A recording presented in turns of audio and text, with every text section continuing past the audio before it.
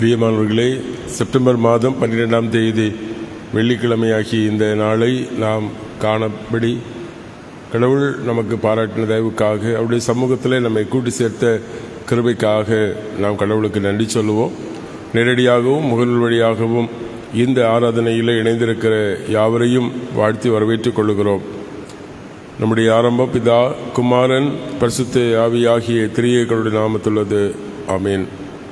ஜெபிப்போம். நல்ல நம்பிக்கைக்கும் உறுதியான விசுவாசத்திற்கும் ஆதாரமாக இருக்கிற பரிசுத்தமுள்ள எங்கள் நல்ல தகப்பனே, உம்முடைய திருக்குமாரன் கிறிஸ்து இயேசுவின் வழியாக எங்கள் பாவங்களை கழுகி சுத்திகரித்து கிறிஸ்துவின் இரத்தத்தினாலே கழுகப்பட்ட மக்களாக ஒவ்வொரு நாளும் தூய்மையான நடக்கையோடு, எண்ணங்களோடு, சிந்தனைகளோடு உமக்கு உகந்த மக்களாக வாழ்வதற்கு தேவன் தருகிற பாக்கியங்களுக்காக உமக்கு நன்றி சொல்கிறோம். நாங்கள் வாழுகிற இந்த உலகத்திலே தீமையும் ஆபத்துகளும் சூழ்ந்திருக்கிறது. நோய்களும் போராட்டங்களும் கவலைகளும் நிறைந்தது. வேதனை நிறைந்த அனுபவங்களோடு நாங்கள் ஒவ்வொரு நாளும் கடந்து செல்லுகிறோம். ஆனாலும் ஆண்டவர் நீர் எங்களோடு கூட இருந்து ஒவ்வொரு நாளும் நீர் எங்களுக்கு தருகிற நம்பிக்கைக்காக, சமாதானத்திற்காக, ஆண்டவரே மகிழ்ச்சி நிறைந்த வாழ்வுக்காக உம்மை நன்றியோடு ஸ்தோத்தரிக்கிறோம். தொடர்ந்து கர்த்தர் இந்த ஆராதனையிலும் உம்முடைய அருள் பிரசன்னம் நிறைவாய் தங்கியிருக்கட்டும். வருகின்றிருக்கிற யாவரையும் உம்முடைய வல்ல கரத்துக்குள் மறைத்துக் கொள்ளும். கிறிஸ்து வழியாக மன்றாடுகிறோம் எங்கள் ஜெபங்கள் நல்ல பிதாவே. ஆமேன். 374வது பாடல்.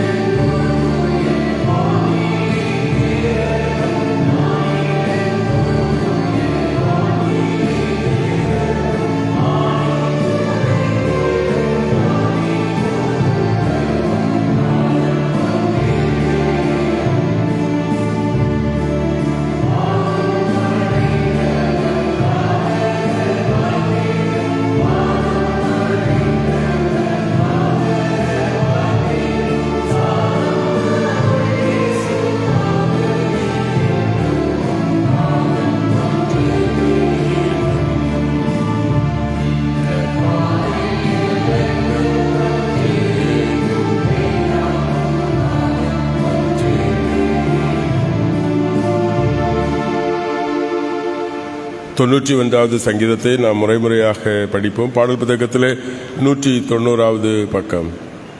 சங்கீதம் 91. உன்னதமானவரின் மறைவில் இருக்கிறவன் சர்வ வல்லவரின் நிழலில் தங்கியிருப்பான்.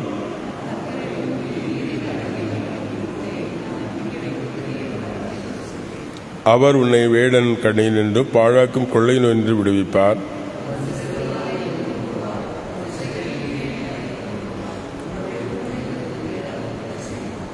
இரவில் உண்டாகும் பயங்கரத்துக்கு பகலில் பிறக்க அம்புக்கும்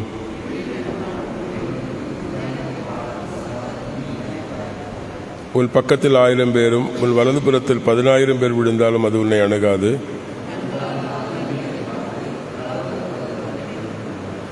எனக்கு அடைக்கலமாயிருக்கிற உன்னதமான கர்த்தரை உனக்கு வாசஸ்தலமாய் கொண்டாய்.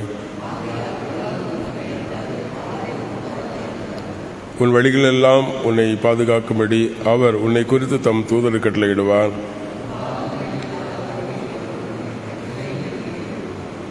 சிங்கத்தின் மேலும் விரியன் பாம்பின் மேலும் நீ நடந்து பால சிங்கத்தையும் வலு சர்ப்பத்தையும் மிதித்து போடுவாய்.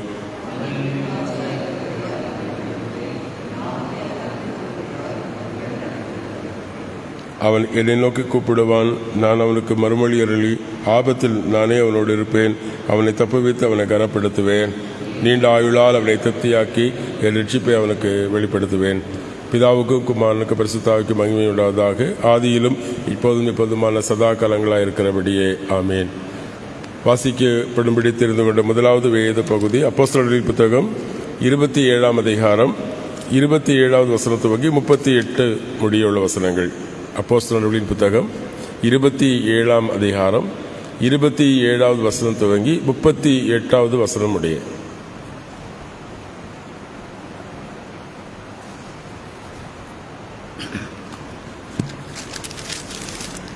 அப்போஸ்தலர் நடபடிகள் அதிகாரம் 27 வசனங்கள் 27 முதல் 38 முடிய. 14ஆம் ராத்திரியான போது நாங்கள் ஆதியா கடலிலே அலைவுபட்டு ஓடுகையில் நடுஜாமத்திலே கப்பலாட்டங்களுக்கு ஒரு கரையை கிட்டி வருகிறதாக தோன்றிற்று. உடனே அவர்கள் விழுதுவிட்டு 20 பாகம் என்று கண்டார்கள். சற்றப்புறம் போனபோது மறுபடியும் விழுதுவிட்டு 15 பாகம் என்று கண்டார்கள். பாறை இடங்களில் விழுவோம் என்று பயந்து பின்னணியத்திலிருந்து 4 நங்கூரங்களை போட்டு பொழுது எப்போது விடியுமோ என்றிருந்தார்கள். அப்பொழுது கப்பலாட்கள் கப்பலை விட்டு ஓடி போக வகை தேடி முன்னணியத்திலிருந்து நங்கூரங்களை போட போகிற பாவனையாய் படவை கடலில் இறக்குகையில் பவுல் 100க்கு அதிபதியையும் சேவகரையும் நோக்கி, இவர்கள் கப்பலில் இராவிட்டால் நீங்கள் தப்பி பிழைக்க மாட்டீர்கள் என்றான். அப்பொழுது போர்ச்சேவர் படவின் கயிறுகளை அறுத்து அதை தாழ விட விட்டார்கள். பொழுது விடுகையில் எல்லாரும் போஜனம் பண்ணும்படி பவுல் அவர்களுக்கு தைரியம் சொல்லி, நீங்கள் இன்று 14 நாளாய் ஒன்றும் சாப்பிடாமல் பட்டினியாக இருக்கிறீர்கள். ஆகையால் போஜனம் பண்ணும்படி உங்களை வேண்டிக் கொள்கிறேன். நீங்கள் தப்பி பிழைப்பதற்கு அது உதவியாக இருக்கும். உங்கள் தலையிலிருந்து ஒரு மயிரும் விழாது என்றான். இப்படி சொல்லி அப்பத்தை எடுத்து எல்லாருக்கும் முன்பாகவும் தேவனை ஸ்தோத்தரித்து அதை பிட்டு புசிக்கத் தொடங்கினான். அப்பொழுது எல்லாரும் திடமனப்பட்டு புசித்தார்கள். கப்பலில் 276 பேர் இருந்தோம். திருப்தியாக புசித்த பின்பு அவர்கள் கோதுமையை கடலில் எறிந்து கப்பலை இலகுவாக்கினார்கள் என்பதே.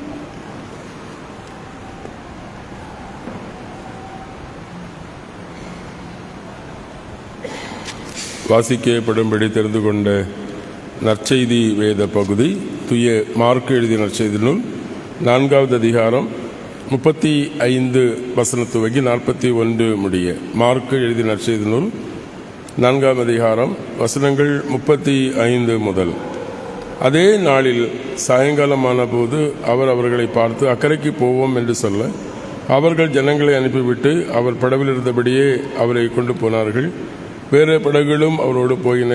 அப்பொழுது பலத்த சுழல் காற்று உண்டானது. அலைகள் படவில் மேல் மோதவே படகு நிரம்ப ஆரம்பித்தது. அவரோ படவின் பின்னணியத்தில் தலையணை வைத்து நித்திரை செய்து கொண்டிருந்தார். அவர்கள் அவரை எழுப்பி, போதகரே, நாங்கள் மடிந்து போகிறது உமக்கு கவலை இல்லையா என்றார்கள். அவர் விழித்தெளிந்து காற்றை அதட்டி கடலை பார்த்து, இறையாதே, சும்மா இரு என்றார். அப்பொழுது காற்று நின்றது, மிகுந்த அமைதல் உண்டாயிற்று. அவரோ அவர்களிடம், இப்படி பயப்படுவானேன், உங்களுக்கு ஏன் இன்னும் நம்பிக்கை வரவில்லை என்றார். அவர்கள் மிகவும் பயந்து, இவர் யாரோ, காற்றும் கடலும் இவருக்கு கீழ்ப்படுகின்றனவே என்று ஒருவரோடு ஒருவர் சொல்லிக் கொண்டார்கள் என்பதே. திருமறை பகுதிகளை படிக்கின்றன. நம்முடைய விசுவாசத்தை சகல பரிசுத்தவான்களோடு கூட இணைந்த அப்போஸ்தல விசுவாச அறிக்கை முறைமையின்படி நாம் அறிக்கை செய்வோம். பரலோகத்தையும் புலோகத்தையும் படைத்த சர்வவல்ல பிதாவாகி கடவுளை விசுவாசிக்கிறேன். அவருடைய ஒரே பேரான குமாரன் நம்முடைய ஆண்டவருமாகிய இயேசு கிறிஸ்துவை விசுவாசிக்கிறேன். இவர் பரிசுத்த ஆவியினால் கற்பத்தில் உட்பவித்து கனிமிடத்தில் பிறந்து பொந்தி பிலாத்தின் கீழ் பாடுபட்டு சிலுவில் அறையுண்டு மரித்து அடக்கம் பண்ணப்பட்டார். பாதாளத்தில் இறங்கி 3ஆம் நாள் மருத்துவருந்து உயிர்த்தெழுந்தார்.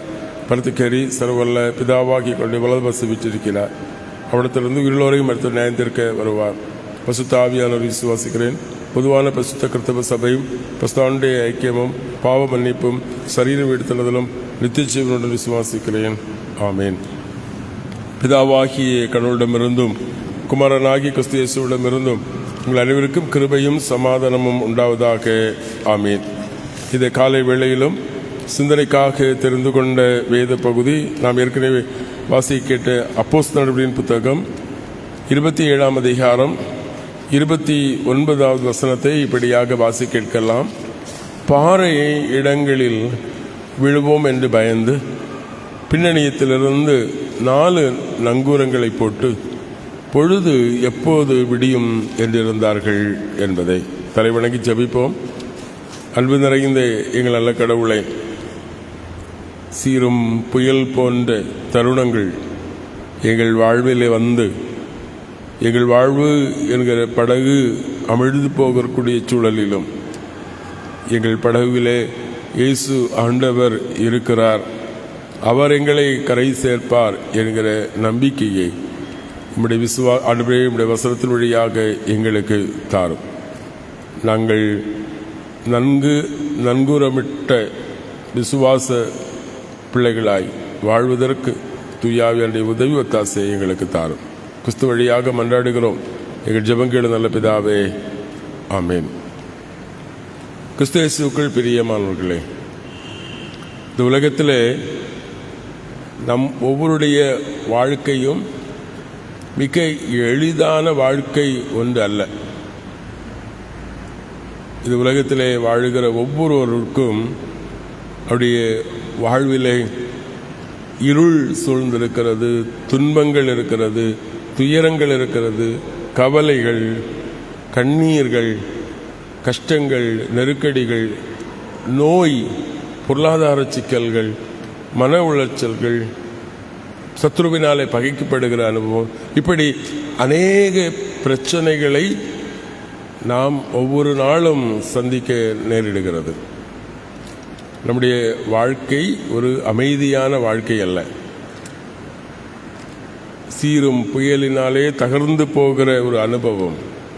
இந்த தருணத்திலும் இறை மக்களாகிய நாம் நம்முடைய வாழ்க்கையிலே விடியல் உண்டு, எப்போ விடியும் என்கிற நம்பிக்கையோடு நாம் காத்திருக்கிறோம். விடிவதற்காக கடவுளிடத்திலே நாம் சார்ந்து வாழ்ந்திருக்கிறோம். பாருங்கள், பவுல் அப்போஸ்தலன் கைதியாக எருசலேமிலிருந்து ரோமபுரிக்கு கொண்டு செல்லப்படுகிறார். கப்பல் 276 பேர் இருக்கிறார்கள். கப்பல் அலுவலர்கள், இயக்குகிறவர்கள், ரோம படை வீரர்கள், அரசாங்க அதிகாரிகள், கைதிகள், இவர்கள் எல்லாரும் இருக்கிறார்கள். அவங்க போகிற பொழுது நாம் 14ஆம் வசனத்திலே வாசிக்கிறோம். ரோக்லியோன் என்று சொல்லுகிற புயல் அவர்களை கடுமையாக தாக்கியது. 14 நாட்கள் அவர்கள் கடல் கொந்தளிப்பிலே அசைய முடியாமல் இருக்கிறார்கள். அங்கே போக முடியாமல் இருக்கிறார்கள். பயம், கலக்கம். பாருங்கள், அவள் திசை தெரியவில்லை. கடும் காற்று, பெரும் மழை, புயல், கடல் கொந்தளிப்பு, இப்படி பல பிரச்சனைகளை அவர்கள் சந்திக்கிறார்கள். அந்த கடல், நடுக்கடல் ஆழம் நிறைந்தது. அவர்கள் ஆனாலும் நம்பிக்கையோடு தங்களுடைய படகை முன்னெடுத்து செல்கிற பொழுது சமீபத்திலே ஒரு கரை, ஒரு நிலம் இருக்கிறது என்பதை அவர்கள் உணர்கிறார்கள். இருள் முற்றிலும், ஒரு நம்பிக்கை அவர்களுக்கு கரை. ஆகவே அவர்கள் அந்த கரையை அடைய வேண்டும் என்பதற்காக அந்த இடத்திலே கப்பலை நங்கூரம் இடுகிறார்கள். நங்கூரமிட்டு என்ன செய்கிறார்கள்? விடிந்தவுடனே கரை சேரலாம் என்று காத்திருக்கிறார்கள். அப்போதான் நங்கூரமிட வேண்டும் என்று கைதிகளிடத்தில் சொன்ன பொழுது அவர்கள் அந்த படவிலிருந்து தப்பிக்க முயற்சிக்கிறார்கள். பவுல் சொல்லுகிறான், அவர்கள் தப்பித்தால் நாம் உயிர் பிழைப்பது கடினம் என்று சொல்லுகிறார். அந்த இரவிலே பவுல் அவர்கள் எல்லாரையும் அழைத்து வைத்து சொல்லுகிறார், நீங்கள் ஒன்றுக்கும் கவலைப்பட வேண்டாம், நீங்கள் பயப்பட வேண்டாம், கடவுள் உங்களை கரை சேர்ப்பார், யாருக்குமே எந்த ஒரு ஆபத்தும் கூட நேரிடாத. பவுல் சொல்லுகிற வார்த்தை அவன் கப்பலிலே சொல்லுகிற பொழுது நான் வாசிக்கிறோம், உங்களில் நீங்கள் தப்பி பிழைப்பதற்கு அது அனுகூலமாகிறது, உங்களில் எவனுக்கும் ஒரு தலைமயிராவது சேதப்படுத்தப்படாது என்று சொல்கிறார். ஒரு தலைமயிராவது சேதப்படுத்தப்படாது, நீங்கள் எல்லோரும் கரை சேர்வீர்கள், ஆகவே மகிழ்ச்சியோடு இந்த இரவு போஜனத்தை புசியுங்கள் என்று சொல்லி ஜெபித்து அவர்கள் கடவுளை மகிமைப்படுத்துகிற ஒரு அனுபவம். கிறிஸ்துவுக்குள் பிரியமானவர்களே, இன்றைக்கு இப்படிப்பட்ட அனுபவங்கள் நம்முடைய வாழ்க்கையிலே கடந்து வருகிற பொழுது நாம் எப்படிப்பட்டவர்களாக இருக்கிறோம்? நம்முடைய வாழ்க்கையிலே சீஷர்களைப் போல, நம் மார்க் 4ஆம் அதிகாரத்தில் சீஷர்களைப் போல பயந்து நடங்க. இயேசு நம்மோடு இருக்கிற படகில் இருக்கிறார் என்பதை மறந்து போகிறோம். கடவுள் நமக்கு நம்பிக்கை தந்திருக்கிறார் என்பதை மறந்து போகிறோம். நாம் படகு அல்லது நம்முடைய வாழ்க்கை சேதப்படுத்தப்படாதபடி கடவுள் நமக்கு நங்கூரத்தை தந்திருக்கிறார். பாருங்கள், பேதுரு நான் வாசிக்கிற பொழுது 20 வசனத்திலே அவர்கள் 4 நங்கூரங்களை போட்டு அந்த படகை பாதுகாத்து விடியும் என்று காத்திருந்தார்கள் என்று சொல்லப்பட்டிருக்கிறது. அருமையான நம்முடைய வாழ்க்கையிலும் ஆண்டவர் நங்கூரங்களை தருகிறார். எபிரேயர் 6ஆம் அதிகாரம் 19ஆம் வசனத்திலே வாசிக்கிறோம், அந்த நம்பிக்கை நமக்கு நிலையும் உறுதியும் சிறைக்குள்ளாக போகிறதுமான ஆத்தும நங்கூரமாக இருக்கிறது என்று சொல்ல. முதலாவது ஆண்டவர் நமக்கு தருகிற நங்கூரம் ஆங்கர், ஆத்தும நங்கூரம், நம்பிக்கை என்று சொல்லுகிற ஆத்ம நங்கூரம். நம்முடைய வாழ்க்கையிலே நாம் நம்பிக்கையோடு இருக்க நாம் அழைக்கப்படுகிறோம். ஏசாயா தீர்க்கதரிசியுடைய காலத்தில் இஸ்ரவேலிலே எசேக்கியா ராஜாவாக இருக்கிறான். அப்போ அசிரிய படைகள் வருகிறது, படையில் மக்கள் கலங்குகிறார்கள், ராஜா கலங்கி போகிறான், எல்லாரும் பயந்து போகிறாங்க. ராஜா ஓடுகிறான் தேவனுடைய ஆலயத்தில், தீர்க்க சொல்லுகிறான், நீ ஏன் பயப்படுகிறாய்? நீ நம்பிக்கையற்று போனால் நிலையற்று போவாய்.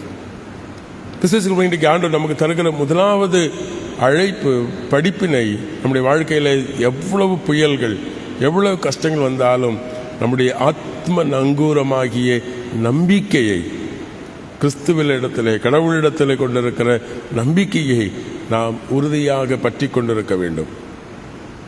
மார்க் நற்செய்தியிலே ஆண்டவர் இயேசு கிறிஸ்து கேட்கிறாங்க, ஏன் பயப்படுகிறீர்கள்? அற்ப விசுவாசிகளாக இருக்கிறீர்கள், ஏன் பயந்து சாகிறீர்கள்? கிறிஸ்துவுக்குள் பிரியமானவர்களே, காற்றையும் கடலையும் தன்னுடைய வார்த்தையினாலே கட்டுப்படுத்த வல்ல ஆண்டவர் என்னோடு கூட இருக்கிறார் என்கிற நம்பிக்கையை ஆண்டவர் நம்மிடத்திலே தருகிறார். பவுல் அப்போஸ்தலன் ரோமர்கள் நிருபத்தில் 8ஆம் அதிகாரத்தில் சொல்லுகிற பொழுது, என்னுடைய வாழ்க்கையில் எது வந்தாலும் சரி நான் கலங்க மாட்டேன். காரணம், என்னுடைய வாழ்க்கையில் உயர்வு தாழ்வு மரணமோ எதுவாக இருக்கட்டும், என் ஆண்டவரிடத்தில் நான் நம்பிக்கை கொண்டிருக்கிறேன் என்று சொல்லுகிறார். ஆகவே முதலாவது ஆண்டவர் நமக்கு தருகிற அழைப்பு, எந்த கொடிய வியாதிகளாக இருக்கட்டும், நம்முடைய வாழ்க்கையிலே பொருளாதார சிக்கல்களாக இருக்கட்டும், குடும்பத்திலே அமைதியற்ற சூழலாக இருக்கட்டும், ஆண்டவரை நம்புங்கள், கடவுளிடத்தில் நம்பிக்கையாக இருங்கள். பொதுவாக நம்பிக்கையை குறித்து சொல்லுகிற பொழுது தமிழ்நாட்டில் சொல்வார்கள் பூனைப்பிடி என்று சொல்வார்கள். பூனை என்ன செய்யும்? தன்னுடைய குட்டியை தன்னுடைய வாயிலை கவ்வி எடுத்துக்கொண்டு போகும். குரங்கு பிடி என்று சொல்வார்கள். குரங்கு என்ன செய்யும்? தன்னுடைய குட்டியை பாதுகாக்காது, குட்டி தான் தாய் குரங்கை பற்றி பிடித்திருக்க வேண்டும். இன்னொன்று சொல்வார்கள் உடும்பு பிடி என்று சொல்வார்கள். உடும்பு பிடி என்று சொன்னால் யாராலையும் அந்த பிடியை விட முடியாது, அவ்வளோ உறுதியானது. ஆண்டு நமக்கு தந்திருக்கிற ஆன்மீக ஆத்தும நங்கூரம் என்கிற நம்பிக்கை என்பது கடவுளிடத்தில் வைத்திருக்கிற உடும்பு பிடி, உறுதியானது, யாரும் அசைக்க முடியாது. யாருமே அந்த நம்பிக்கையை விட்டு நம்மை விலக்க முடியாது. எந்த சக்தியாலும் எதாலும் கடவுளிடத்தில் இருக்கிற அந்த நம்பிக்கையை விட்டு நாம் விலகி போனால் நம்முடைய வாழ்க்கை என்கிற கப்பல் சிதைந்து போகும். ஆகவே ஆண்டவர் நமக்கு தருகிற அழைப்பு, ஆண்டவர் நம்மிலே இருக்கிறார். சங்கீதக்காரன் 39 சங்கீதத்தில் 4வது சொல்லுகிற, ஆண்டவரை நீரே என் நம்பிக்கை. கடவுளே நம்முடைய நம்பிக்கை. அந்த நம்பிக்கை என்கிற அந்த ஆத்தும நங்கூரத்தை நாம் உறுதியாக பற்றி கொண்டிருப்போம் என்று சொன்னால் நிச்சயமாக கடவுள் நம்முடைய வாழ்க்கையில் எந்த கொந்தளிப்பையும் அவர் மாற்றி நம்மை விடியலை கரை சேர்க்க வல்லவராக இருக்கிறார். இரண்டாவதாக ஆண்டவர் நம்மிடத்தில் எதிர்பார்க்கிற நங்கூரம் என்பது 1 தீமோத்தேயு 1:19 பவுல் தீமோத்தேயுக்கு கொடுக்கிற ஆலோசனை. அவர் சொல்கிறார், இந்த நல் மனசாட்சியை சிலர் தள்ளிவிட்டு விசுவாசமாகிய கப்பலை சேதப்படுத்தினார்கள் என்று சொல்லுகிறார். பாருங்க, நம்முடைய வாழ்க்கையில நம்பிக்கையின் அடித்தளத்திலே வாழுகிற இந்த விசுவாச வாழ்க்கையில நம்பிக்கை இருக்கிறது, ஆனால் நல் மனசாட்சியற்றவர்களாக இருக்கிறோம். இரண்டாவது ஆண்டு நமக்கு தருகிறது நல் மனசாட்சி என்கிற நம்பிக்கை, நங்கூரம். கடவுளிடத்திலே நம்பிக்கை இருக்கிறது என்று சொன்னால் நம்முடைய உள்ளமும் சுத்தமாக இருக்கும். உள்ளம், இயேசு ஆண்டவர் சொன்னாரே, நீங்கள் உள்ளே புசிக்கிறது ஒன்றும் உங்களை தீட்டுப்படுத்தாது, ஆனால் உங்கள் உள்ளத்திலிருந்து வெளிப்படுகிறவைகள் உங்களை களங்கப்படுத்தும். பல வேளைகளிலே நம்பிக்கை ஒருபுறம் இருக்கிறது, ஆனால் நம்முடைய உள்ளம் அது கரைப்பட்டதாக இருக்கிறது, அது தள்ளாடுகிறதாக இருக்கிறது. ஆகவே ஆண்டவர் சொல்லுகிற பொழுது தீமோத்தேயுக்கு பவுல் சொல்லுகிறது, நீ விசுவாசமும் நல் மனசாட்சியும் உடையவனாக இரு. நீ கடவுளிடத்தில் விசுவாசம் நம்பிக்கை உனக்கு உறுதியாக இருக்கும் என்று சொன்னால் அது உன்னுடைய வாழ்க்கையிலே வெளிப்படும். எபிரேயர்கள் நிருபத்திலே எபிரேயர் ஆசிரியர் சொல்லுவார் 9:14 கிறிஸ்துவனுடைய இரத்தம் ஜீவனுள்ள தேவனுக்கு ஊழியம் செய்வதற்கு உங்கள் மனசாட்சியை செத்த கிரியைகளற செய்து சுத்திகரிப்பது எவ்வளவு நிச்சயம் என்று சொல்லுகிறார். நம்முடைய வாழ்க்கையில சுத்த மனசாட்சி கிறிஸ்துவின் ரத்தத்தினாலே நாம் கழுகப்பட்டு நம்முடைய உள்ளம், நம்முடைய வாழ்க்கை தூய்மையானதாக இருக்கும். நம்முடைய வாழ்க்கை நாம் ஆண்டவருக்கு பிரியமானவர்களாக இருக்கிற பொழுது நம்முடைய உள்ளம் பேசும், நீ செய்கிறது தவறு, நீ போகிற பாதை தவறு, நீ செய்கிற செயல் தவறானது. கடவுள் நம்முடைய உள்ளத்தில் பேசுவார். ஆனால் பல வேளைகளிலும் அந்த உள்ளத்தில் நல்மனசாட்சியை நாம் என்ன செய்கிறோம், அகற்றிவிட்டு நம்முடைய உள்ளத்தை நம்முடைய விருப்பம் போல வாழுகிற மக்களாக இருக்கிறோம். ஆக இரண்டாவது ஆண்டவர் நம்முடைய உள்ளத்திலே அவர் பேசுகிறார். கடவுள் பேசுகிற காரியங்கள், கடவுள் நம்மோடு உறவாடுகிற அனுபவங்கள், அதை நாம் உறுதியாக பற்றி கொண்டிருப்போம் என்று சொன்னால் நம்முடைய வாழ்க்கையில் எந்த புயல் வந்தாலும் சரி அது கலங்காதே, திகையாதே, நான் உன்னோடு கூட இருக்கிறேன் என்று சொல்லுகிற அந்த ஆண்டவருடைய சத்தத்தை நாம் கேட்க முடியும். அவர் நம்முடைய உள்ளத்தில் பேசுவார். நம்பிக்கையோடு இரு, தைரியமாக இரு, நான் உன்னோடு கூட இருக்கிறேன் என்கிறதை நம்முடைய உள்ளம் தெளிவடை. ஆகவே நம்முடைய உள்ளம் அமைதியடை. எப்பவுமே உள்ளம் கலங்குகிற பொழுது அல்லது உள்ளத்திலே அமைதியற்று இருக்கிற பொழுது நம்முடைய எண்ணங்களும் சிந்தனைகளும் வேறுபடுகிறது. ஒரு பயத்தில் நாம் எடுக்கிற முடிவு எப்பொழுதும் சரியாக இருக்காது. பல வேளைகளில் நாம் பயந்து கலங்கி போகிறோம். மாறாக நம்முடைய உள்ளம் ஆண்டவரிடத்திலே உறுதியாக இருக்க, நம்முடைய உள்ளத்திலே நல்மனசாட்சியிட ஆண்டவரை நாம் அடையாளம் கொண்டு கொள்ள ஆண்டவர் நம்மை அழைக்கிறார். மூன்றாவதாக 2 பேதுரு 1:19 நான் வாசிக்கிற பொழுது கடவுளுடைய வார்த்தை என்கிற நங்கூரத்தை கடவுள் நமக்கு தந்திருக்கிறார். கடவுளுடைய வசனம். இந்த உலகத்திலே நம்முடைய வாழ்க்கையில் எந்த பிரச்சனை வந்தாலும் நம்மை உறுதியாக ஆண்டவரிடத்திலே வைத்திருக்கிறது அவருடைய வார்த்தை, கடவுளுடைய வசனம்.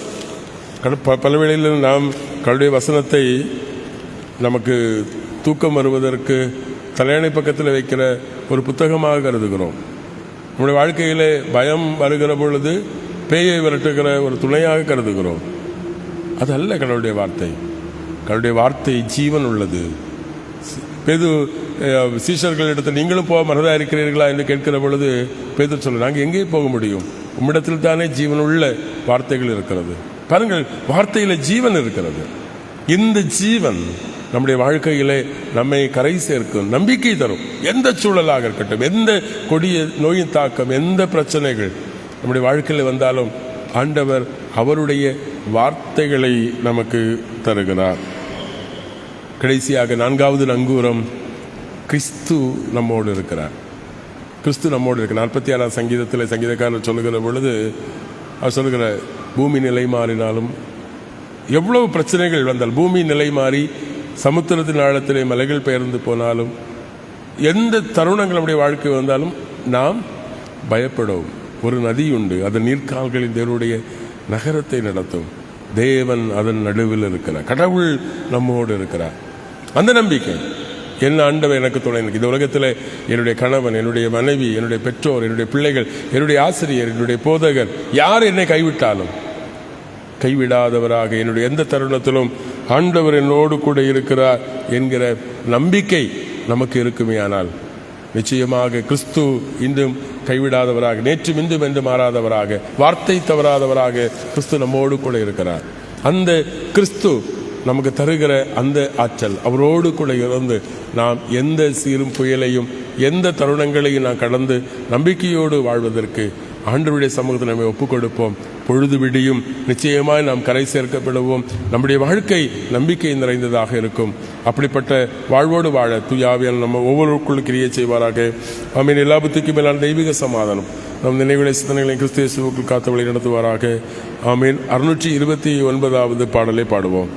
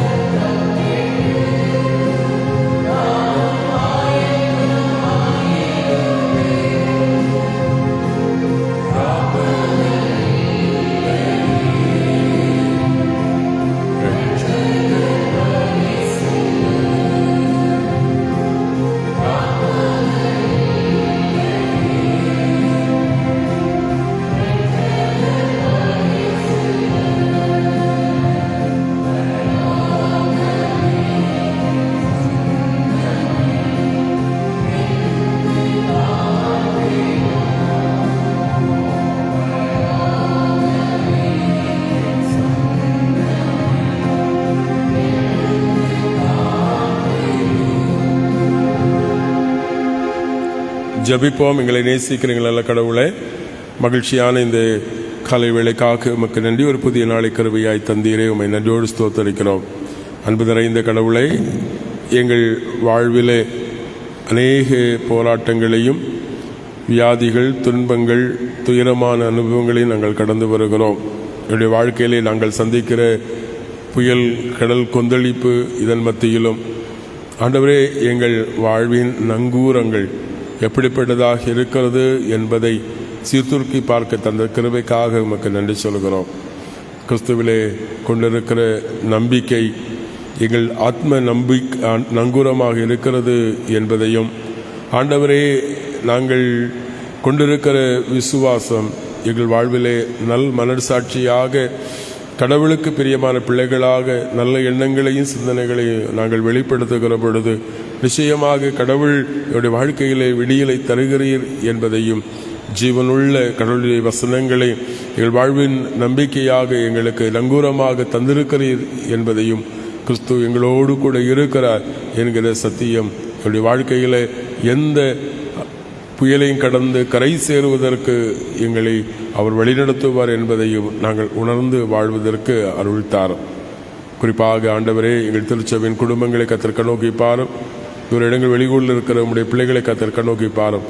ஒவ்வொருவருக்கும் கிறிஸ்துதான் நம்பிக்கையின் ஆதாரம் என்பதை அவர்கள் உணர்ந்து நல்மன சாட்சியோடு உடைய வசனத்தின்படி தங்களை அர்ப்பணித்து வாழ்வதற்கு நீர் கிருபை தாரும். ஒருபொழுதும் எங்கள் விசுவாச வாழ்க்கை அலைகழிக்கப்படாதபடி, எங்கள் வாழ்வு என்கிற கப்பல் சேதப்படுத்தப்படாதபடி நாங்கள் கிறிஸ்துவோடு இணைந்து பயணித்து கரை சேர்க்கப்படுவதற்கு ஆண்டவரே, பரலோக வாழ்வின் அனுபவங்களையும் நிச்சயத்தையும் உறுதியையும் இவ்வுலக வாழ்க்கையிலே நாங்கள் பெற்றுக்கொள்ளத்தக்கதான பாக்கியத்தை எங்களுக்கு தாரும்.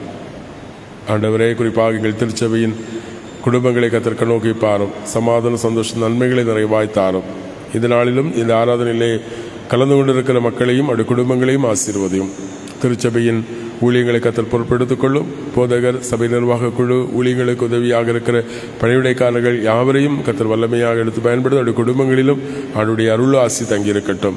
இன்று தங்கள் பிறந்த தினங்கள் மற்றும் திருமண தினங்களை கொண்டாடுகிற, ஆசரிக்கிற யாவரையும் ஆண்டவர் கணக்கு இந்த நாளை தங்கள் வாழ்விலே ஒரு விசேஷ நாளாய் கருதுகிற நம்முடைய பிள்ளைகளுக்கு நன்மையினாலே இந்த நாளை தரைத்தருளும்.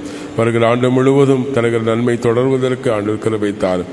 அவர்கள் தனிப்பட்ட வாழ்வும் அவர்கள் சார்ந்திருக்கிற குடும்பங்களுக்கும் தங்கள் வாழ்வு நிமித்தமாய் இறை ஆசீர் பெருக நீர் அருள் செய்ய வேண்டுமாக ஜெபிக்கின்றோம். விசேஷமாக ஆண்டவரே, சரீர பலகீனங்களோடு வீடுகளில் மருத்துவமனை சிகிச்சை பெற்று வருகிற ஒவ்வொருவரையும் இப்படி கருத்தில் ஒப்புக் கொடுக்கிறோம். திருவாளர் ஹெர்பர்ட் பின்னி அவர்களுக்காக நாங்கள் ஜெபிக்கிறோம். கர்த்தர் நல்ல சுகத்தை ஆண்டவர் தந்து மருத்துவ பணிவிடைகளை ஆசீர்வதித்தாரும். திருவாளர் அசர்ஷன் தேவசாயல் அவர்களையும் இப்படி கருத்தில் ஒப்புக் கொடுக்கிறோம். அவர்களுக்கும் வீடு நல்ல சுகத்தையும் ஆரோக்கியத்தையும் ஆண்டவர் நீ தொடர்ந்து தாரும். திரு ஞானதாஸ் அவர்களையும் உடைய கரங்களிலே நாங்கள் ஒப்புக் கொடுக்கிறோம். கர்த்தர் அவர்களுக்கும் நல்ல சுகத்தையும் பலத்தை தந்து நீர் ஆசீர்வதிக்க விடமாக ஜெபிக்கிறோம். வயோதிகத்து நிமித்தமாய் பலகீனத்தோடு இருக்கிற நம்முடைய பிள்ளைகளையும் ஆண்டவர் சந்தியும், அவளை பலப்படுத்தும். நம்பிக்கையோடு வாழ்வதற்கு அருள் தாரும். அவர்களுக்கு தேவையான எல்லா பணிவிடைகளை தந்து ஆண்டவர் ஆசீர்வதியும். ஒவ்வொரு நாளும் கடவுள் எங்களை தைரியமும் நம்பிக்கை தந்து வழிநடத்துகிறார் என்பதை நாங்கள் உணர்வோம். நாங்கள் மகிழ்ச்சியோடு இந்த உலக வாழ்விலை கடவுளை மகிமைப்படுத்தி வாழ்வதற்கு ஆண்டவர் கிருபை தர வேண்டுமாக ஜெபிக்கின்றோம். இந்த நாள் முழுவதும் கத்திரங்களை பொறுப்பெடுத்து ஆசீர்வதியும். குற்றங்கள் குறைகள் எல்லாவற்றையும் பொறுத்துக் கொள்ளும். இயேசு கிறிஸ்துவின் நாமத்தில் தாழ்மையை கேட்கிறோம். எங்கள் ஜெபங்கள் நல்ல பிதாவே, ஆமேன். பரமண்டலங்களில் இருக்க எங்கள் பிதாவே, உடைய நாமம் பரிசுத்தப்படுவதாக, உடைய ராட்சியம் வருவதாக, பிரசித்த பரமண்டலத்திலே செய்யப்படுவது போல பூமியிலே செய்யப்படுவதாக. அனைவர்கள் ஆர்த்தங்களுக்கு தாரும். எங்கள் கண்ணாடிகளுக்கு நாம் மன்னித்திருக்கிறது போல எங்கள் பாவங்களை மன்னி எங்களை சோதனைக்கு புறப்பட நாமத்தை விழித்துக் கொள்ளும். காட்சி, வல்லமை, மகிமை இரண்டேக்கும் உடையவர்களே, ஆமேன். ஆண்டவராக இயேசு கிறிஸ்துவின் கிருபையும் பிதாவாக்களுடைய அன்பும் தூய ஆவியானுடைய அன்பிற்கும் இடத்தில் சமாதானம் உங்கள் அனைவரோடு இன்னும் என்று சதா காலம் தங்கி தரித்திருப்பதாக, ஆமேன். என் ஆத்மாவே கர்த்தரை ஸ்தோத்திரி, என் முழுவதும் பரிசுத்த நாமத்தை ஸ்தோத்திரி. என் ஆத்மாவே கர்த்தரை ஸ்தோத்திரி, அவர் செய்த சகல உபகளையும் மறவாதே, ஆமேன். கர்த்தாவின் சமாதானங்களோடு இருப்பதாக. சமாதானத்தோடு சென்று வாருங்கள்.